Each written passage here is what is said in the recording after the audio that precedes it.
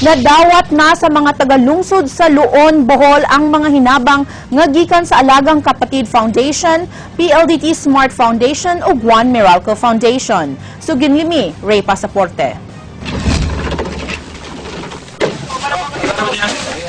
Naabot ang hinabang gikan sa tulong kapatid kagahapon sa hapon dinhi sa barangay poblasyon sa lungsod sa Luon, Bohol. Gitunol ni Attorney Jane Paredes, pangu sa Smart Public Affairs Visayas Mindanao, ngadto kang Luon Mayor Lloyd Perez ang maong mga relief goods din siya na maoy magbuot sa pag-apod-apod niini sa 22 ka mga barangay nga wala pagyud maabti og hinabang sukad ni adtong miaging semana. Unang nakapahimos ang mga residente sa barangay Napu nga usa ka coastal barangay. Giing 98% sa kinatubukang pamilya ang namuyo dinhi sa maong barangay nangaguba ang kabalayan.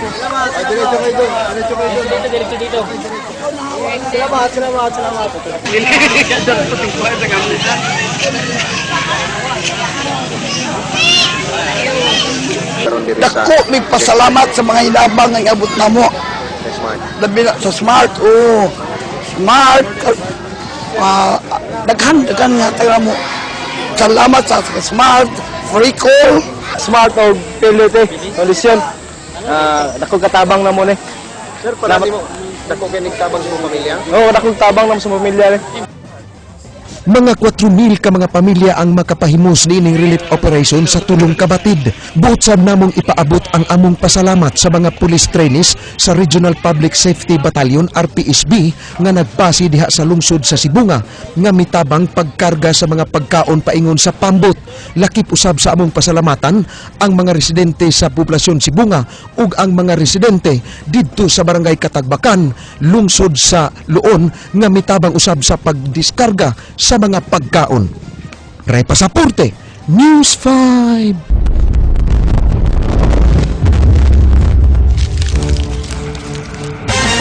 Naabot na sa Carbon Public Market ang piso-piso campaign sa City Hall. Ug sa labing uwahing ihap, mikabat na sa 6.7 million pesos ang nakolekta alang sa katukuran sa bagong Cebu City Medical Center. Andrea Patenya, Suginlimi.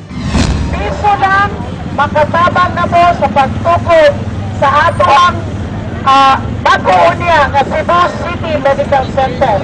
Gamit ang megaphone, gidani ni Cebu City Market Administrator Raquel Arce ang mga tao sa Carbon Public Market sa paghug sa ilang mga donasyon ni ining water gallons alang sa pagpatukod og bagong Cebu City Medical Center. Kini human gipalapdan ang Piso Mo Hospital Ko campaign sa Cebu City Hall. Mga bata, tiguwang, babay ug lalaki, silang tanan mitunol sa ilang ginagmayng hinabang. Tanong ni atag magigasi Para sa tanan ba? Kay wala na tayo, kung wala tayo kuwan sa hospital, wala mo tayo makuwan, mahimo ba?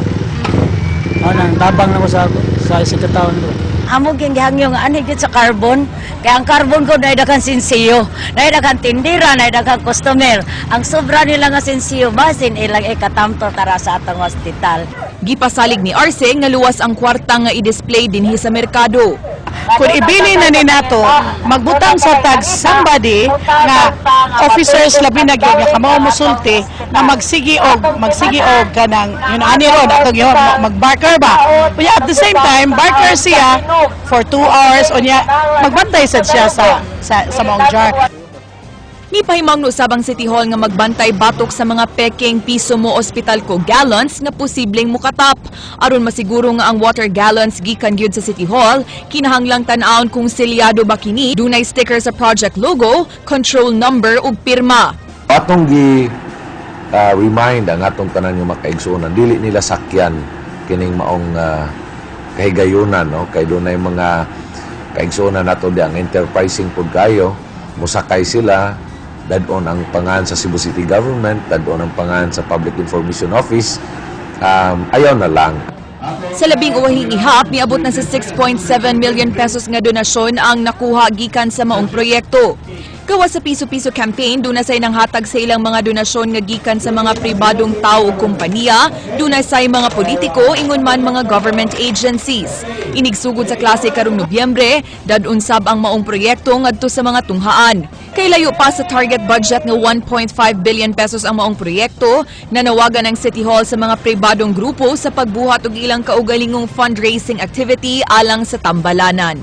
Andrea Patenia, News 5. Way pondo ang Kapitolyo aron ipaayo ang nagubang Cebu International Convention Center. Kay unaho nilag atiman ang kapin 2,000 ka mga nadaot nga classrooms lukop lalawigan. Ryan Sorote, Suginlimi. Na problema karon sa Cebu Governor Hilario David III kung asa mangita og kwarta nga ipaayo sa nangaguba sa Cebu International Convention Center. Magigtagbo pa si David sa Junta Provincial aron sabutan kung asa kuwaon og kung pilang ilang igahin nga pundo sa repairs o retrofitting sa CICC. Wala yun lagi. That's why I have to discuss this also with the provincial board. It's not just my kinahalam ko tunan. Although we know already the cost pag-retrofit lang and repair. Not only the ICC, other buildings as well. Kanya tungwa pa ang linog, 66 million pesos ang gipangayo sa Kapitolyo gikan sa Department of Public Works and Highways aron sa pag-upgrade sa CICC. Apan mas muda ko pa kini tungod sa kadaot nga niagom sa linog. Gideklara sa gihimong Inspections Association of Structural Engineers nga luwas ang CICC. Girekomendar ang pag-repair o pag-retrofit sa building aron magamit pagbalik. Ang superstructure niya safe magkuhan. Ang katurang nga architectural. Kisugdan na usab kagahapon ang paghipos sa mga debris ug nangahog nga mga kisami aron malikayan ang disgrasya sud sa building. Matod sa Kapitolyo, daghan pa sila og angay ayukon og gikinahanglan ang pag-prioritize sa angay unahon. Alang kang Vice Governor Agnes Magpale, ang importanteng unahon pag-ayo ang kapin 2,000 ka mga classrooms nga nadaot sa linog. We will be using the donations for the school buildings. 2,000 classrooms ang affected to prioritize. Ryan Sorote, News 5.